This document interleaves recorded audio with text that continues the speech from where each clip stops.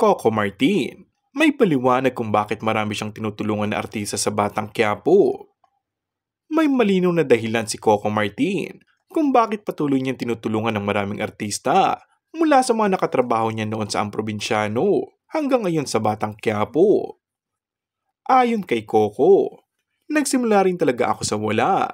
Sabi ko nga, ano lang ako dati, extra diba? First acting experience ko, minura ako ng direktor, tapos pinapagalitan ako. Mahirap yung pinagdaanan ko bago ako naging isang ganap na artista talaga.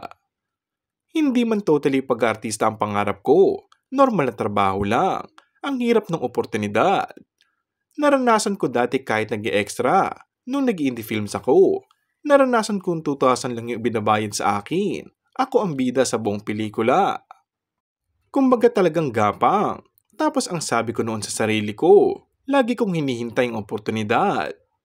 Ngayon umano na may pagkakataon ng aktor at nasa kamay niya na para makatulong, ay hindi niya ito ipagkakait.